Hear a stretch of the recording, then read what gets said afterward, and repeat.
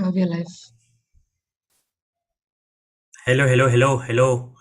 Welcome, everyone. Welcome to another very fascinating and interesting episode of Beyond Code, where what we try to do here is we are talking to technology leaders who have impacted a lot of lives in terms of creating amazing products, amazing companies, and we try to deep dive into their lives and understand what it takes to be leaders like them, and maybe draw some inspiration out of their lives and apply it to our own lives, and make sure that what kind of decisions they have taken in their lives, and try to inculcate that into our lives.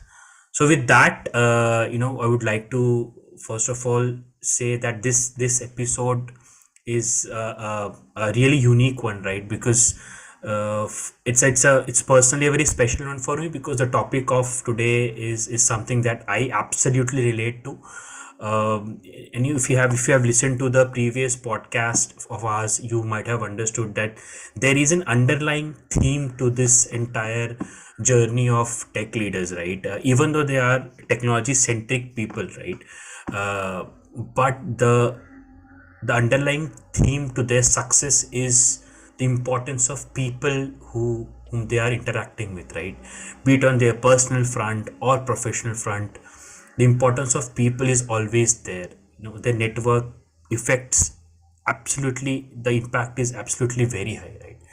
So in this podcast today, the theme is to kind of understand and explore this side of a tech leader, where and how it is very important for all of you, to all our listeners who are there right now, aspiring tech leaders, developers, software engineers, that it is, apart from your tech background, your technical capability, it is very important to be high on social quotient as well, right? So, and with that, we have someone really very special with us, who have lived this entire journey of succeeding in life, not only through his tech prowess, but also through making sure that he has right set of people surrounding him, right? So we have Venkatesh Walajabad with us. He is currently director of engineering at ANSR. Venkatesh is a seasoned technology leader with 18 plus years of experience in building some amazing web and mobile application in diverse sectors, right, from engineering to healthcare. For the most part of his career, he has worked for startups and was also part of team that scaled up from like small 0 to 1 to larger platforms, right? Uh, Talking about people, manages Venkatesh manages teams across location: UK, US, Costa Rica, Ukraine, India, and many other locations. And he has lived his life most of his life abroad, but he has recently moved to Bangalore with his wife and little 11-year-old daughter. So Venkatesh, thank you so much for joining in, and it gives me immense happiness to kind of interact with a tech leader, and a very a prominent one at that, right? And interact on a topic which I feel very very comfortable and very aligned to, right? About people, right? So yeah, thank you so much for joining in and taking time out for this session, Venkatesh. So yeah, so any opening comments, Venkatesh? So thank you, Amitesh, and thank you, Recruit team, for providing this platform and to talk about my journey, and, specifically the people that I have come across. So happy to share some of my experiences and insights around people and networking. So happy to do that. And thanks again. Yeah, Venkatesh, I think just to kind of start off this entire people centric journey, right? It's very important, because these are not skills that are generally taught in schools, right? And these are generally skills that we acquire through interacting with people, living in the society that pays dividends of interacting with people, right?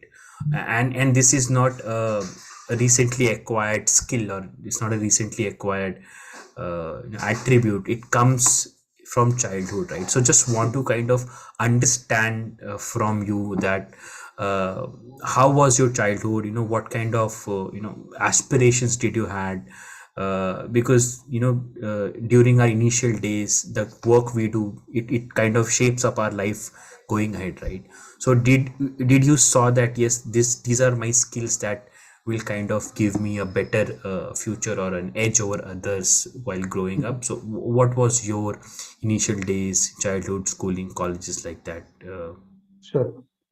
When I look back now, right? So some of the things that I had gone through, somehow feel like it was destined to be in this way.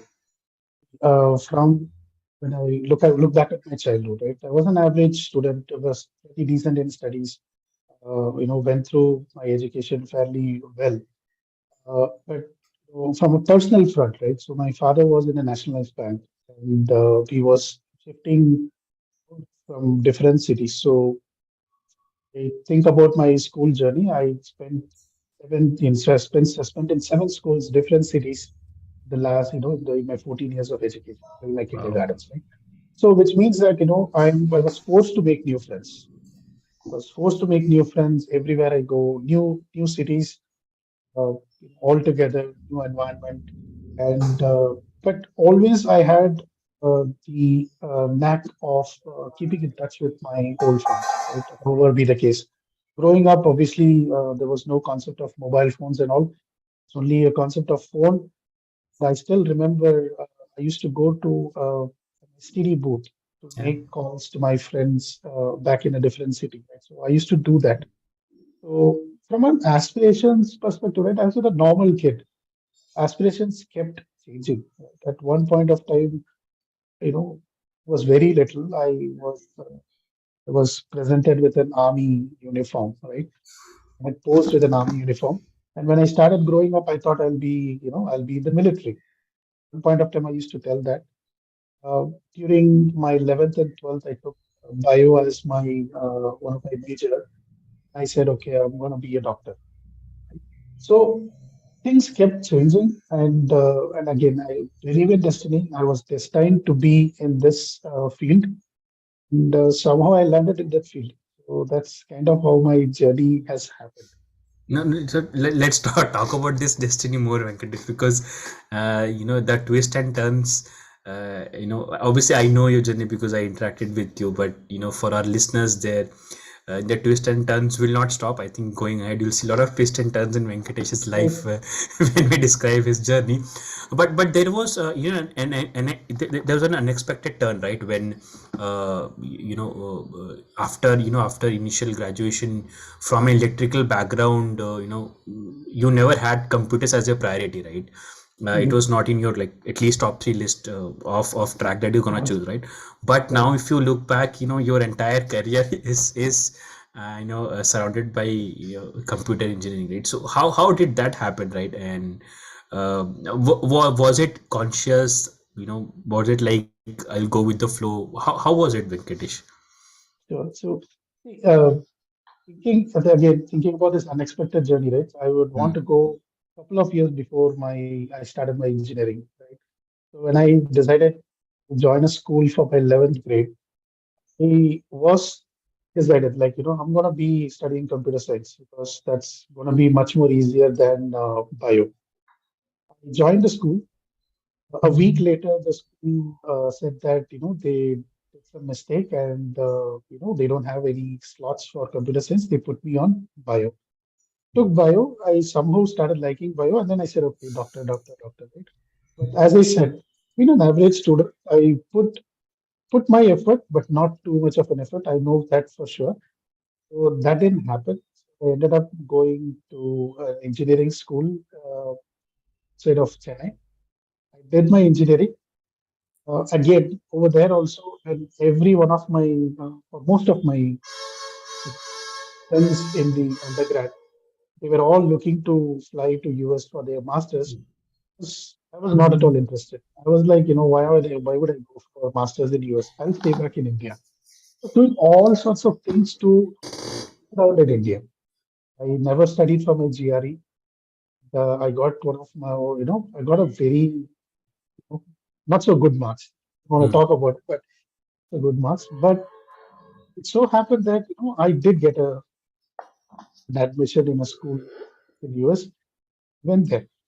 It was like every step of my way, whatever I wanted to do, thing else happened, and I just took it with the flow.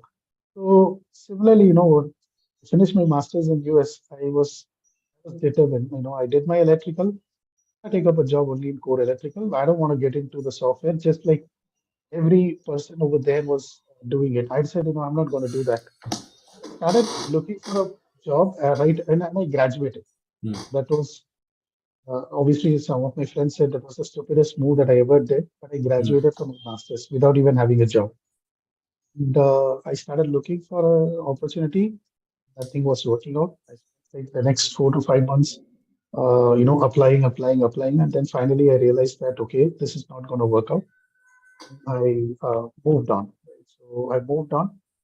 Luckily, some of my good friends over there, they said they had suggested to take some of couple of undergrad courses in software. So I took Introduction to Java, Data Structures and Algorithms.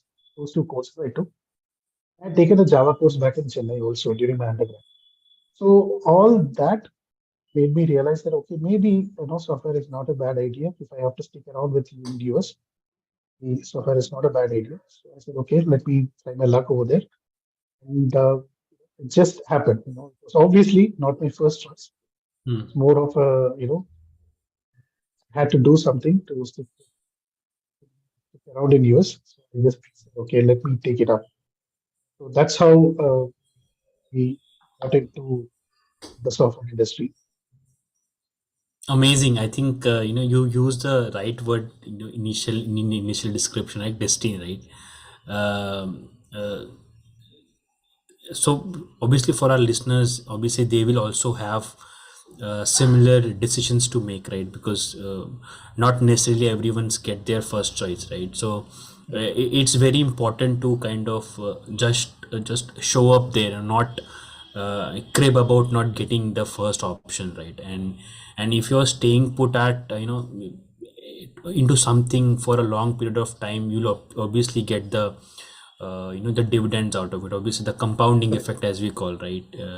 And I think that's what it is really important, right? And people who are obviously in their very early stages of their career, it's very important to stay put to something that you want to do. And if you're not getting that, don't be absolutely devastated about it. Just try to find the second best option.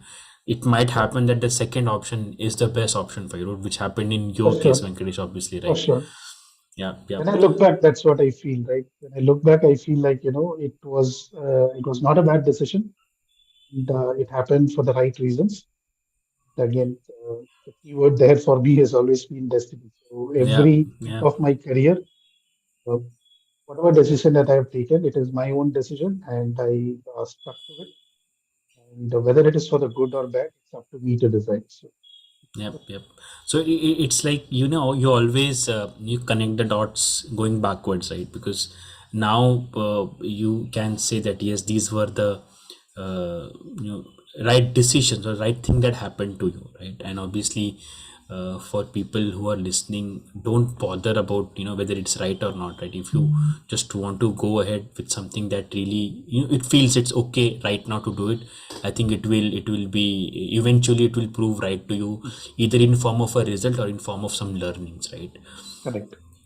Yeah, so talking about learnings, Venkatesh, you started as as a consultant initially for the Apollo Group, right, which is an edtech brand, and then moved to a different country to work full time with them, right?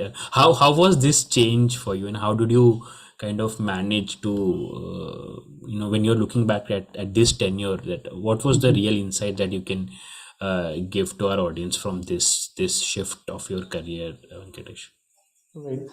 Uh, if I look again, if I think about it, right? So my first job ever was in US. right? So I didn't have any experience working in India, so it was my first job. I didn't have any expectations to start with. So I just went with what I knew and then went in, right? But all along, right from the days when I started working for on the in the software industry, I'd always had some good managers as mentors who eventually became my friends along my journey. It started all the way from Apollo. So uh, when I started over there as a consultant, I had the opportunities to work on new technologies and learned along the way. So some of the upcoming technologies at that time, like Spring and all those things, Hibernate, those things were being utilized over there. So I had like a good sort of an exposure, learn new things. So I guess I'm sort of a lucky in that aspect that my initial days were very good, right? And it went so fine that within a couple of years, I got an opportunity to lead a team. Uh, Within a couple of years, to like lead a team. Now this was a very small team. Like we were like 2 to 3 people only, but the product was pretty. Uh, what do you say? Like it was a pretty big product in terms of visibility and stuff, right? So think about it, right? Like within the first 3 years of my career, I had the opportunity to sit with all the business stakeholders on the other side, talk to them about requirements, demos, do all those things the first 3 years, at the company, right? So in that way, I think I started to understand how things work and how to make sure that I establish a good rapport with all the people. Right? Now that's why I say, right, not everyone gets an opportunity. So maybe I was just lucky in that aspect, right? So maybe the right thing happened initially. So I started building it as I started growing. No, I think you are being too modest, Venkatesh, when you are saying when you are using the term destiny and luck, right? But I have a different take, right, on this, right? It is said that now, right now, as per you, you accidentally fall at the right place with the right people, right? Mhm. But that's, I mean, for me, it's not the case, right? Because right people fall at the right place because they have the right values, right? And that if you are providing that value to a certain set of people, then only that right place and right people, right moment comes, right? So Mhm. you can talk about luck, destiny, but I think it was your effort and your value that you provided to those teams at that point in time, that made your luck and destiny shined. For sure. I mean, in a way, right? Uh, Again, maybe things that I inherited, you inherit from your parents, right? So my dad, being in a bank, I haven't seen anybody who's more sincere than him. Even if I being, even if I am sincere, it's not enough for him. Like, why are you wasting your time? Why are you simply sitting? Like when I'm actually working. So he's that kind of a guy where he's very sincere. He's very dedicated to his work, honest. Right? So maybe some of the qualities from him, I probably took a little bit of qualities and probably I have exhibited it somewhere. So maybe that added some value to this Absolutely. journey, right? So again, some things happen very consciously, some things happen very subconsciously. Again, always try to look back. Yeah. Every now and then, when you look back, that's when you realize how things have shaped up for the right reasons. Amazing, amazing. I think that speaks a lot of volume about how your upbringing, initial career, and initial days where you spent with your social circle or your colleagues or your peers, right? How they will absolutely impact the way in which you are working, right? Right. Cool. I think let's move forward, Venkatesh. Let's try to take a step ahead in your career and see of what how relationship have impacted your role at IG Infotech, right? And how Mhm. maintaining an excellent relationship gave you obviously an edge to go back to US once again, because I think there was a shift between between your stint and Apollo at then at IG Infotech. So how Right. does these two journeys mingle up, and where in between these journeys where the core of maintaining some excellent relationship comes into play, Venkatesh? Sure. See, I spent about 3.5 years right, with Apollo, and one fine day I said, okay, I'm going back to India. As I said, right, US was not my choice either. I always had an affinity towards India to go back to India. So by 2008, I decided to move. So uh, when I moved, I joined IG Infotech. It was a development center or a branch office, if you want to say, for a UK-based company. So initial days, we were like, about 15, 16 people tops, right? And before I moved to India, right, like, there were a lot of people who told me why I shouldn't move to India, right? About the culture, work culture, how it is different between US and India. Now, when I landed in IG Infotech, that everything got broken down, right? Like, I had a different sort of an experience. It was a small office and lots of visibility in terms of what we do, and there was a very open culture. Again, thanks to my manager over there, he was a US returnee too, and he made it. I think he made it very easy for me to gel with the company and with the Indian work culture also, right? So. Uh, that completely changed my perspective on how a work culture in India will be. For the next couple of years, again, I started spending my time as an individual contributor, working on backend libraries and tools for the company.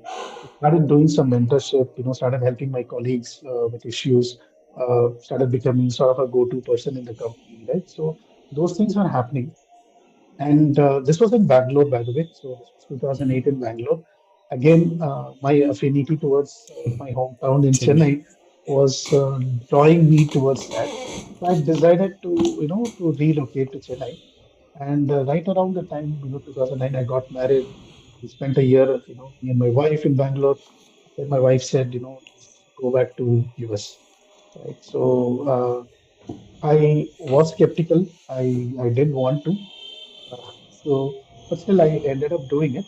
And I reached out to my colleagues, my ex-managers back in Apollo. So again, the some of the things that I might have done good over there, they were happy to process my H1 again. Did a couple of interviews with them, and this time I moved to US instead of Phoenix. I moved to San Jose location. So again, keeping a good rapport with my ex team members over there, my ex touch with them.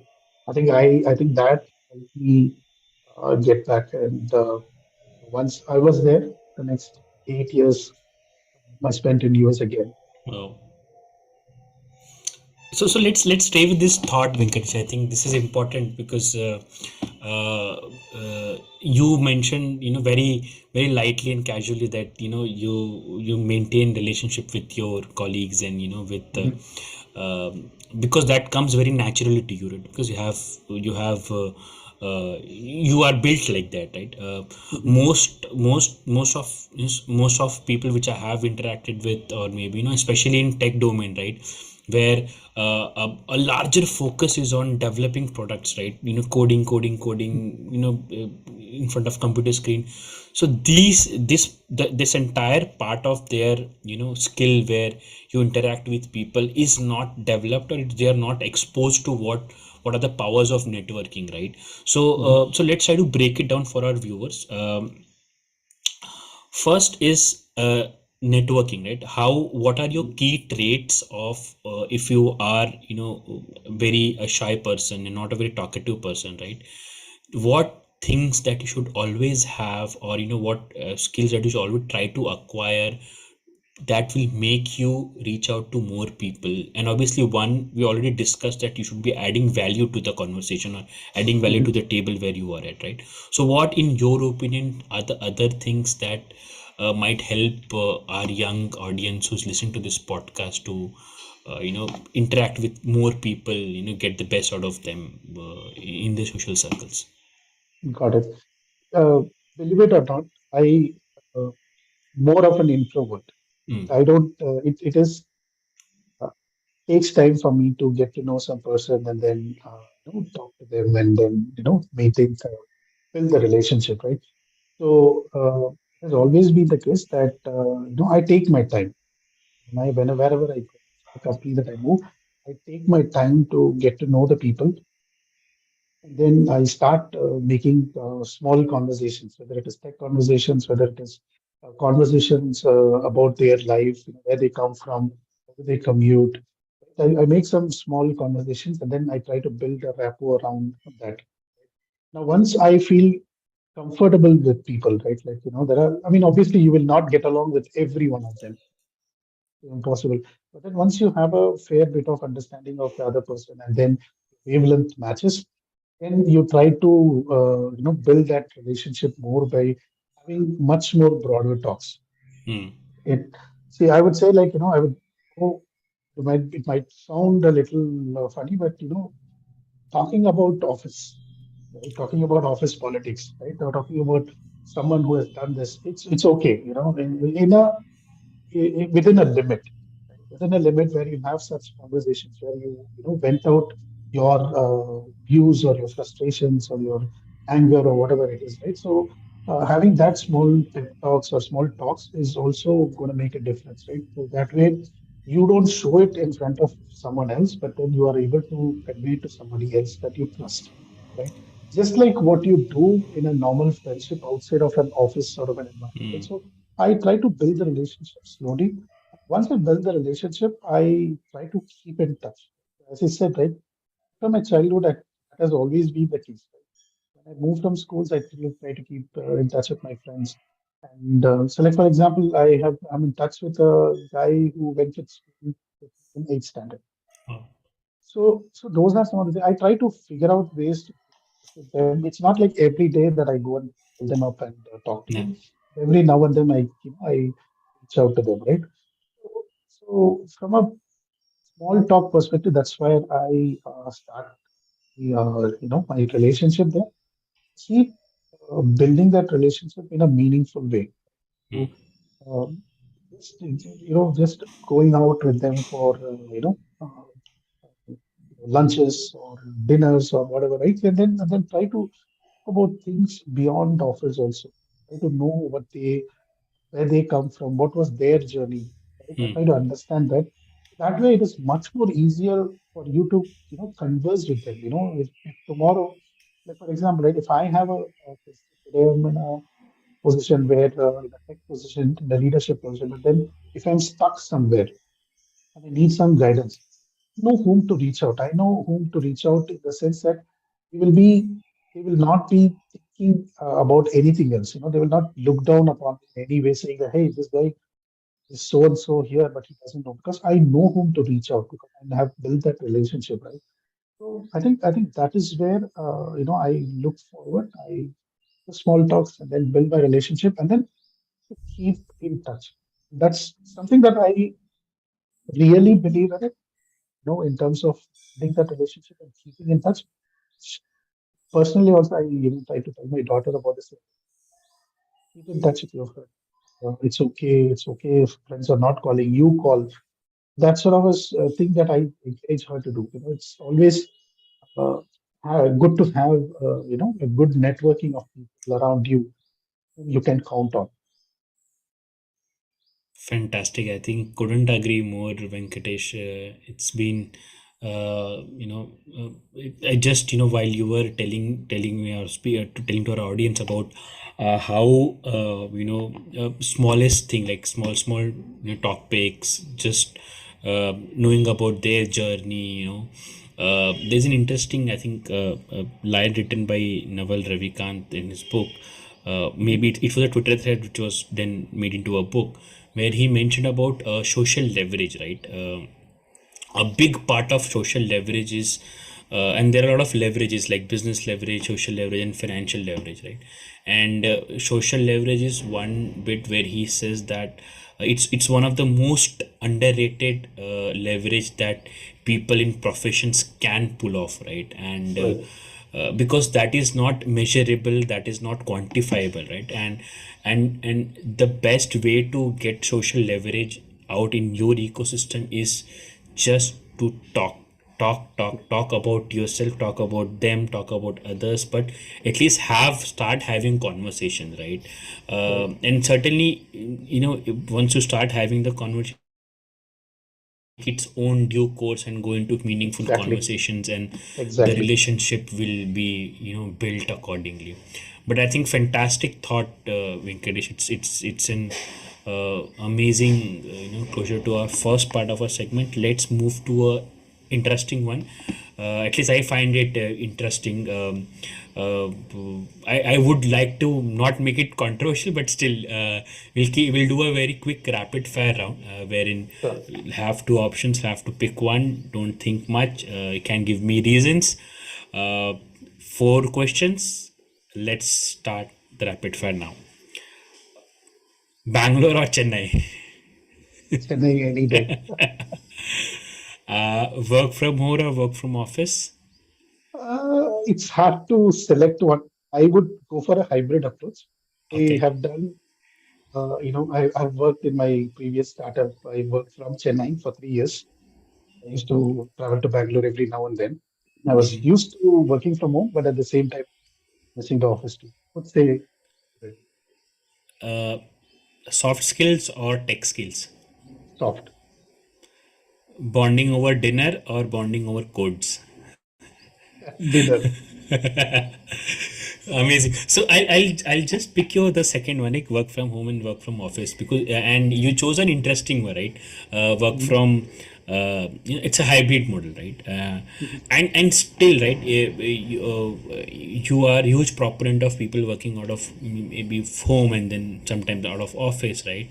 mhm. And in even if you are in hybrid model, you had never lost your touch on talking to people, interacting with them, right? So Right. how did you achieve this? Because it's a if it's a people's game, right? It's very important to be in a physical realm, right? Mhm. But if you're taking that physical realm out of the equation, right? So what are the things that you typically do to in such situation where you don't get time to kind of go and meet them? Maybe Mhm. you're working in a hybrid model and working from home, right? So what are the things that you take care of while you're interacting with people and making relationship while you are working from home? See, for instance, right, I'll take an example of what happened in my last Please. startup, right? So I basically accepted the offer in 2020. And I was very clear that I'll be working out of Chennai. So my founders were okay with that. Just requested me to come to the office for a couple of weeks to get to know the team. And it so happened that the weekend before my joining, the COVID lockdown started. Right? Oh. So for fortunately or unfortunately for me, I didn't have to go to office at all. But like from April to November, I think it's October or November, that's when the first lockdown was lifted. People were allowed to travel. I went to meet my team members for the first time after like 7 6 7 months. And from that point on, right? So just made it a point to be available. Whatever be the case, right? So we used Slack most part. And anybody sending a message, what may I reply, fairly quickly, right? I used to have Slack on my mobile, on my laptop, so I used to be very, very responsive. Anybody needs a call with me, I'll be available for that, right? So not an issue at all. And literally, I put like several hours in a day. I used to be working. For the startup itself, right? So that's how I have been. So being available all the time, it's easy for my team members also, or my extended team members, or my colleagues on the other side also, to not sort of miss me in the office. Obviously, they miss me in the office, right? Like why is this guy getting a exception and sitting out in Chennai and working out from there, right? So that sort of an exception was there, but I never made them feel that I was away. Yes, there were challenges where specifically from a tech point of view, right? So my team was sitting in Bangalore, I was in Chennai. and doing whiteboarding sessions was a bit of a challenge. So those were challenges, but still overcome it by using Google Meets whiteboard. We started using Amazing. that. So there were challenges, and we figured out ways to do it. Once the second lockdown, got over, then I started traveling quite often. Like every other month, I used to be there, just for the sake of it. Like just like what I said, right? Like work from home versus work from office. Not meeting people and not getting to see them in person was a big challenge for me. Right? I was like, okay, maybe I should go. Just take a week and travel from Sunday to Saturday. Right? So I used to be in Bangalore, meet the team, and every opportunity, right? So take the team out for dinner or go out dinner with other colleagues, whatever it is. So again, it's the same, concept Yeah. of networking and doing that for a week. So that's kind of how I started doing it, right? So it helped. Obviously, there are challenges with that because you get so bogged down with it. I still remember spending 16 to 18 hours a day Mm. in front of the computer, right? So that took a toll on me also. So those are some of the challenges, but the fruits of it, right? So which is what I always look at, right? It made a difference, and it helped me to build a team also. It definitely helped me out. Yep. I think the important bit to take away from this is like being available, right? And once you grow in your career, right, and you take positions where you manage teams, right? You have people who are dependent maybe on your decisions, right? It's very important to kind of be available not only for them but also to make sure that yes, there is a sense of comfort in and around your team in terms of yes, someone is there to yeah. See, one thing that I normally tell my team Hmm. members also is the same thing, right? Like, if somebody reaches out to you, try to respond to them as quickly as possible, right? Whether it is possible or not possible, right? Whether it is doable or not doable, just let them know. Hmm. Give them a time that, you know what, I'm busy right now. We sync up in an hour or tomorrow, whatever it is, right? But just don't quit hanging. If somebody is reaching out to you for a reason, acknowledge that. Yep. Yep. Same happens with me, right? So it's not like, every time when somebody, messages me, I immediately respond.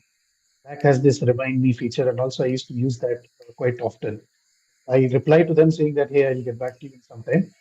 Put a reminder for myself so that it reminds me to reach out to them. So everybody's time is important. It needs to be respected. And a slight bit of acknowledgement is all that is needed, right? And Yeah. again, that goes back to the networking part of it, right? So if you are acknowledging somebody, right? So it goes a long way. It's Yep. an important aspect as well. Amazing. Talking about managing teams, Venkatesh. So let's try to understand how your role evolved from from a software architect to managing teams and large projects at Fable Care, right? And what are the challenges that you faced during the entire scaling process of this company, right? Because obviously, uh, it's a different ball game altogether to scale a product or scale a Mhm. envision, right? So how was your experience at Fable Care, Mhm. scaling up from say not 0 to 1, but yeah, at least it was a huge scale up game that you guys did, right? So yeah, Right, so right. thoughts on that, yeah. Sure. Um, before I even started with Fable, right? So I spent my time obviously in US. I worked for a startup called Schoolment, right? So, so that, kind of that's when I got a taste of working and working with teams or managing teams across geographic locations, right? So that's where my journey started because the development office in Costa Rica. So I started working with the team. Now, my schoolman journey was very, very unique. Like one of the best decisions of my life, I would say. I had the good founders, who I'll even go, like more than founders or bosses, they were friends, more like family friends. So I had a good uh, exposure working with a startup over there in Schoolman. We started, I worked on something called as integrations with the Schoolman product. We worked with a sales team, going to schools and school districts, and getting to know to speak, how to sell something, right? So that's the art that you learn from a salesperson. Again, I'm sorry to use the same word, was lucky to be part of that association also. Like we went with a lot of sales folks, sit with them, try to understand, right? Like, so I'll give you an instance, right? When a client asks you a question, uh, my always go-to thing was, if he asks a question, I immediately go for an answer. But what I learned from the salespeople was the question they ask a question back to them again. They try to ask questions after questions, so they try to dilute is the wrong word, but they try to bring it down to a state where sales folks will be able to answer it, confidently and effectively, right? Those are some of the things, the learnings that I did with working with them. Then, obviously, back in 2018, I decided to move back to India. And with the rapport that I had with my founders, they allowed me to continue working from India and, for another year. I was spending a year here in India. I was working for the company there. Um, I didn't have to work late, even though it was in US. Didn't have to work late. Nobody used to question me. Hitesh, why do you go to sleep early? Nobody used to question me because they knew that I would uh, done, whatever be the case, right? I used to do that. So once I did that, right? When I said, right, my founders were very helpful and close. I finished my journey with them in 2019, and then I did some ad hoc work with another back in US, actively looking for an opportunity, right? So again, this networking sort of helped me, right? Uh, the uh, the Fulment investor, and they had the same investment in the health tech company. And somehow they with each other, and then my ex over there, he referred me to him. He referred me to Fable. I didn't have no idea about the health tech startup. Talked to the founders over here, and that's when I signed here, right? So it was again sort of uh, having the right connections and people being nice also to allow me to basically refer me to the company, right? Once I started here, again, as I said, my journey was completely remote. Getting to know the team, everything was remote. Bit of a challenge initially. We started building a team. So that again was a new thing for me because I had never done hiring before. In my probably like what 13 years of my career, it was always like there was a team already there, and I just had to go and work with the team or manage the team. So hiring was never a part of a work for me, like my work. Started hiring over here, and I interviewed a number of people in the last 3.5 years across the board, like from full stack to all the tech roles, way to full stack to everybody. Then we didn't have a product initially, so I interviewed product team, project managers, so on and so forth. So I had all sorts of experience talking to a vast number of people. Uh, we got to know the challenges of interviewing. About I came to know about notice period, how people ghost us by not joining on the day of on the day of joining. They don't join us. And, again, generally working remote from Chennai and traveling, meeting the team, the colleagues was all something that was always happening. So the decision, in terms of joining and then getting an exposure to start with a small team. Like, we were five of us, 5 or 6 of us, in the year 2020, with few people from our consultancies. Then growing ourselves to about 70 to 75 people on the tech side. Indeed, a bigger challenge. Took our time. We took 3 years for that, but we did a fairly decent job in terms of getting the right folks. Nice. Nice. I think Venkatesh, the The real challenge, in scaling teams is obviously, as you rightly mentioned, is hiring, right? And hiring people, and I remember that you mentioned during our initial conversation that you took more than 300 plus interviews of these folks, right? Yep, So yep. just try to kind of understand this, right? Because a lot of our audience and listeners are in that phase of giving interviews, taking, and obviously some of them are taking interviews, right? So what in your opinion are certain must haves, or do's and don'ts while you are hiring folk, right? Because Mhm. from that perspective they'll get to know more that yes, they should be acquiring these skills, not acquiring these skills, right? So what are Right. your 2 3 points there? So, see, if I'm interviewing an experienced candidate, right? So even before that, right? So I don't go with the normal sort of theoretical questions. Do you know this? What is this? What is that? So I don't go with that approach at all. So what I expect from an experienced candidate is, you know, tell me about whatever the product that you have worked on. Tell me about why what you have done, explain the tech, and why certain things were done in a specific way, right? I'll try to probe them to understand if they have understood the problem statement and then they are doing it, or just just for the sake of it, somebody is saying, hey, do this, and that's what I'm doing. In a way, it is okay, right? In a way, it is okay, depending on the work culture, you are supported, but take that extra effort to get to know why certain things are being done. Another thing that I normally ask is, in my initial questions, why are you looking for a change? I look for patterns about any sort of bad mouthing that the person is doing, right? Right. So obviously there are challenges in every company.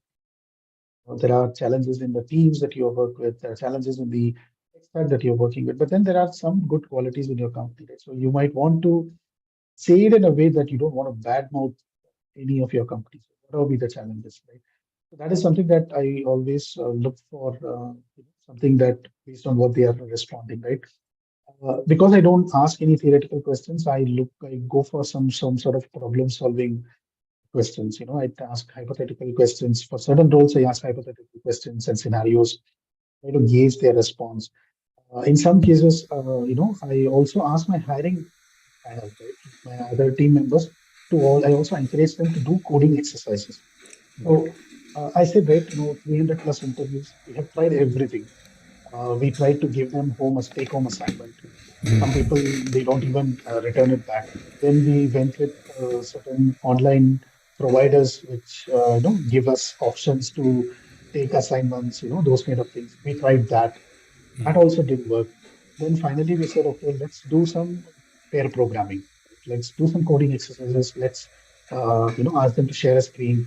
Let's solve some problems. Like we even go one step ahead where we tell people to it's okay to Google, right? I even tell people it's okay to Google. It's not like go and Google the answer, but Google in such a way that you can get to the answer, right? If you're stuck about a certain command, if you're stuck about a certain uh, query or something like that, it's okay to Google, because see, in a normal day, right, you will get stuck, you will run into issues, and you will end up Googling and you will get into Stack Overflow. It's part of your job, right? So it's part of something. So nobody is going to think about you, but how do you approach the problem, right? So what are you thinking, when you are trying to solve this problem? That is what, we talk about. From a fresher perspective, I normally look for some strong foundation, so what they have learned. Then also look for some, good attitude. I say good attitude, like, they have the attitude and aptitude to learn. People coming from prestigious institutes, sometimes, they think that, okay, I got placed in a prestigious institute, so I know it all, right? But what they need to realize is when they come into a professional sort of a journey, they are starting from scratch. They are starting from scratch. They are still freshers, right? And like what you pointed out in the rapid fire, right? Soft skills was, always soft skills for me, right? I look for, uh, you know, those attitude, right? I even go one step ahead and I will be okay for the person to ramp up after joining, as long as he has the aptitude to learn, right? If he's ready to learn, if I feel like this guy or girl will do good, and there are some you know gut feeling sort of things that I've taken, and it has worked out for me also. So that's kind of how I approach interviews and look for certain aspects in candidates. Amazing. And I think a lot of insights to be drawn to our young audience, and obviously not only people who are just starting their career, but also people who are experienced folks, and they also would like to draw some inspiration from this, because it's very important to focus on your depth and breadth of your skills, right? It's uh, as you mentioned, that you should understand why this is being done, right? Because Mhm. ultimately that will that will give a lot of value to what you are doing, be it as a junior developer, senior developer, or even engineering manager, right? And if you are Mhm. questioning and are curious about why this is being done, why this feature is being developed, right? Why this not like this, right? Then certainly your scope of knowledge will get broader and broader, and that will, I think, put you ahead in terms of a lot of these competition, because uh, you know asking the right question is the most relevant skill that Mhm. anyone can have, right? Amazing, cool. Venkatesh, so just one more thing, from that hiring perspective also, because we spoke about and you did mention some challenges, right? That the last minute dropout, ghosting, right? Mhm. So just want to kind of talk about this more, because from a company perspective, because obviously a lot of leaders will also listening to this, right? What in your opinion are the three most are the three biggest challenges in terms of hiring good people right now is in current markets? See, the problem statement is like, people have a lot of choices, right? And I hear that, and I agree that they have a lot of choices. They are prone to decide. They have all the rights to decide, which one to take. Right. For me, just like if a company makes an offer and then revokes your offer, similar thing is what candidates are doing, right? Accept an offer, get a better offer. Okay, it's totally fine as long as you let us know about it. Right? We can move on and do our steps. So that is one of the biggest challenges that I've always faced with hiring. And another big challenge is to understand the candidates' resumes. Right? I say this because maybe in my initial years I was like this. I didn't know what to put in my resume, and sometimes I would have similar sort of responsibilities being copy pasted in my projects also. I think I've done this also. But that is the when you grow and then when you start looking at things in a different perspective. Those are some of the things that we probably need to change. Like that's something that I look at a candidate's resume, feel like the person hasn't put an effort to come up with a good profile, right? For example, it's as simple as spelling mistakes. So if you are working in a Word document is going to give you it right out of the bat. Right? You don't need to do anything. You don't need to download Grammarly for it, right? But people don't spend time on it.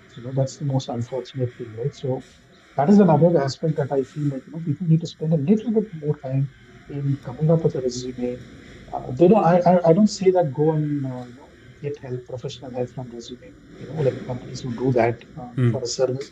I'm not saying that. Obviously, if you want to do that, go ahead and do it. But at least from your perspective, just do it. Or maybe take your resume and share it with someone, some of your seniors or whoever it is, and get it ratified. So that they will be able to educate you in terms of what to write and what not to write. Talking about some of the aspects, right, like, what you have done in your resume, I think that is what is missing. People write paragraphs about the product, which is essentially copying and pasting it from their websites or whatever, right?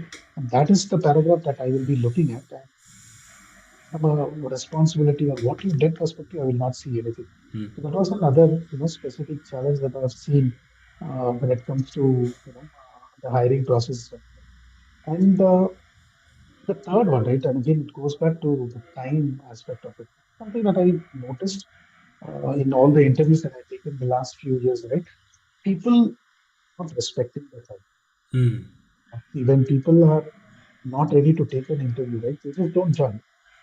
Don't even let you know that they're not joining. Obviously people are, for example, my hiring team might be, busy with a meeting, right? And they're dropping it and then joining a call to interview someone, right? So and vice versa also. I'm not saying it is the responsibility of the candidate, it's the responsibility of the hiring team also. So vice versa also applies, where as a hiring panel, we also need to respect somebody's time. And if you are not on time, and I think, see, that's the bare minimum I ask. If I'm not on time, whoever it is on the other side, I apologize first. I'm late. That's a start. That's what I expect from others also. That if you're late, understandable, but an apology saying why you were late, and then the call, right? So those are some smaller things that takes you, to a long way, right? So it helps to understand, what sort of a person this girl or guy is, and then help us understand also, like whether he's going to be a good fit.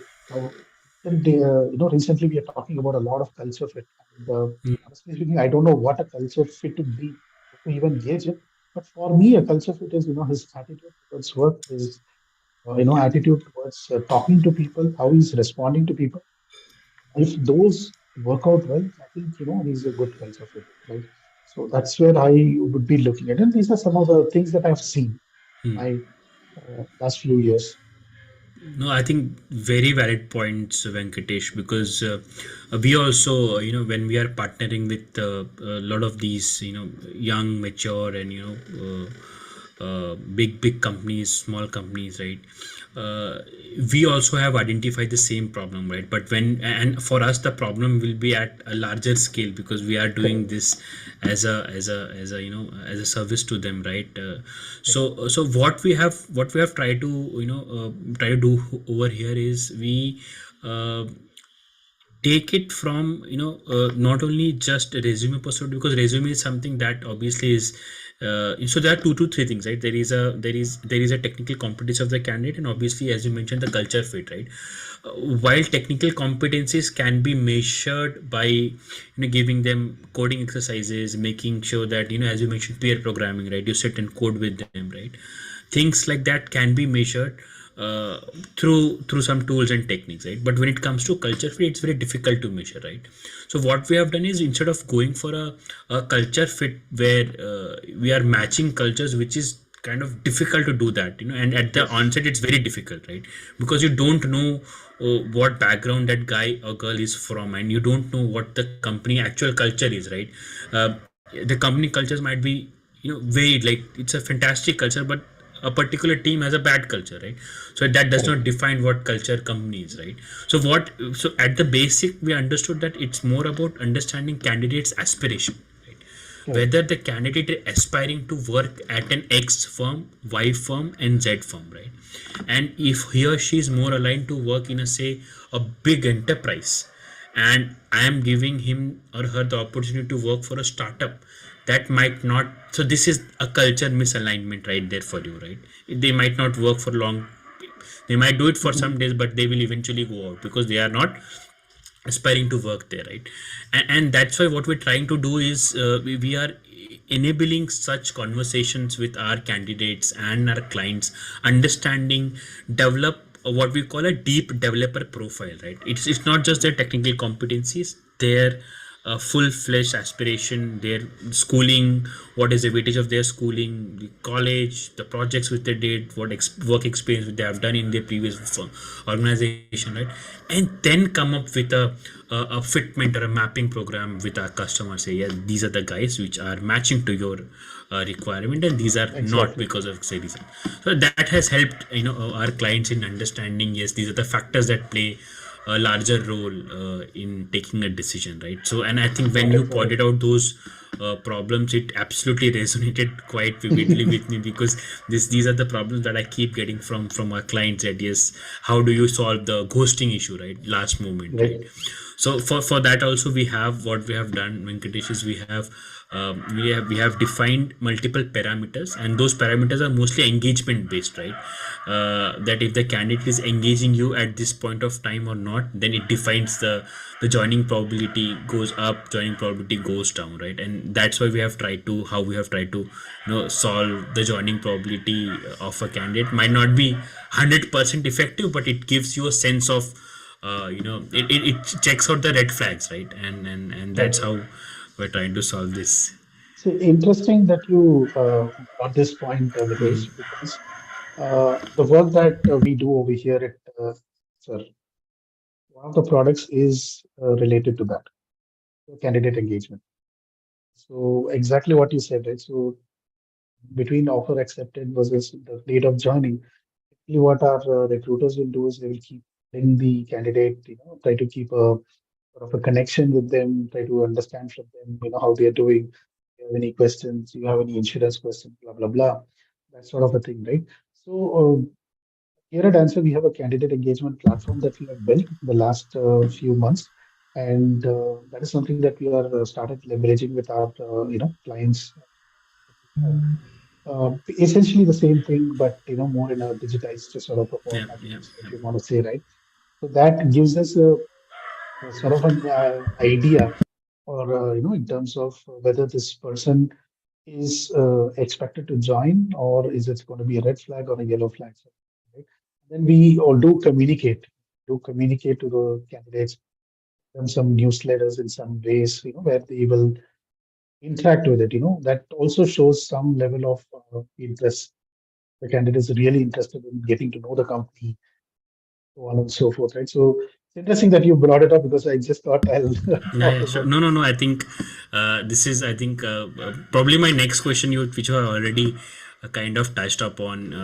Just wanted to for our audience, what are you building now? And before we deep dive into our questions, because I have few questions from our audience, Sure. Venkatesh. So just kind before we get into the question Q&A segment, just want to close this conversation. That what are you building now, and any suggestions for our developers that you want to leave them with. Got it. Got it. See, but answer, we are, we have a few products that we are building for the HCM domain, the human capital management. Answer as a company has been around for several years now, building GCCs for, some MNCs and startups alike, right? So we have been doing this as as a service for the longest period of time. Most recently, we have decided to, productize some of our initiatives. And that is what we are working on. And one example is what I gave, which is your candidate engagement platform. We also have an HRMIS, and we have also a demand management platform that we give it to our clients. So primarily on the HCM domain space is where we are building our products, and take this opportunity to say that we are looking for people, tech folks. If you find something at the Answer website, please feel free to apply. So that's about what we built. In general, right, the people who are looking to get to their next job, maybe getting into their first job, some of the things that I would say, some of the things that I've already mentioned, but first thing that I would want to say is like, be sincere work. The example that I gave about my dad, maybe, that's kind of it, right? Like, be sincere in your work, in whatever you do. Take ownership of your work. This is something that that resonates a lot. I about this quite often to people, whether you are an engineering manager or a lead, even a junior developer or a fresher, ownership of your work. It's not like just your work is done or done. You are done when the sprint ends, when the product is rolled out to production or the version is rolled out to production. So everybody is an owner. It's not just one lead or a manager's responsibility for something getting slipped. That's where you need to work as a team. Also accept mistakes. Be brave to accept mistakes, learn from it, move on. Don't get bogged down by those mistakes. You know, there have been situations where I have done bigger mistakes and then I've come out of it. Similarly, my team members have done mistakes, come out of it. Right? So it's okay. The another aspect that I would want to highlight is have a good fights with your colleagues.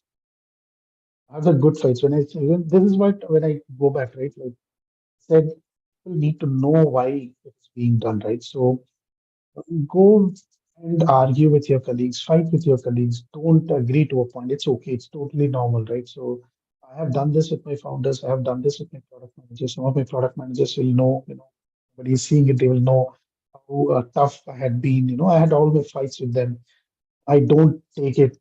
I don't agree to things very easily, right? So because I have my own thoughts, put it in front of them and we, debate about it. Don't take it personal. The good fights, build a good rapport. That is very, very important. Team members with your extended team members, build a good rapport. Then and then again, as I always say, that you never know that will come. That will help you at a later point of time. Right? Again, you don't need to do it because of the help, but if at all you are in a need, at some point of time, it will come back and help you out. So all the good things that you do, will circle back and come back. Yeah, amazing. I think well said. I think it's always what goes around comes around, right? So Comes around. you It's have true. to. That's a real truth, right? So let's take few questions. Will I Sure. think we have time to take one question, so I'll kind of summarize a larger question into one. Venkatesh, I'll dictate the question to you. One of our audience is asking that current developers face dilemma around what domain to stick to, that will help them take a better shot at the corporate ladder, right? So what's your opinion on picking a domain at this, maybe at early stage, say 2-3 years of experience, right? So is it important to pick that domain, or you want to kind of diversify yourself in from a domain perspective, for especially for developers? See, personally, I'm not, not for, to a specific domain and then grow up in the ladder, right? So I've seen examples, from my side and from some of my colleagues who are in leadership positions, right? So they have worked in diversified domains. So, like for example, I started off in edtech, spent a little bit of time in fin, then health tech, and now in human capital management, right? So things have changed, and I have also grown in my career with being in different domains also, which also gives us an opportunity to learn more. From one domain to another, there are different challenges you wouldn't have seen in one, and you are getting to learn more about it. There's always an opportunity for newer tech stack.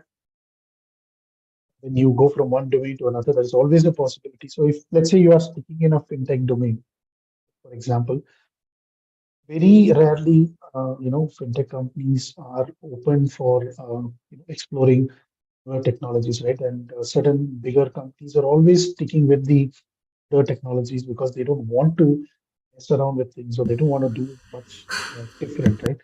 These are some challenges, right? So you can always, if you are enough to adapt, say just go with the flow. Go with the flow.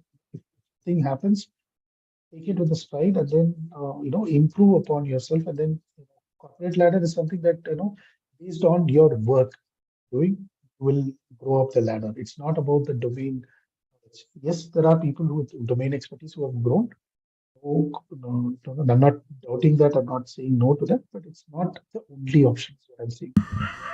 I think it's like to kind of just to summarize what you said, Venkatesh, is to spread your wings early on, where you experiment with a lot of domains and see see what really suits you, right? And any domain which you pick, right, it's more of what weight or what work you are putting it behind that, and that will be more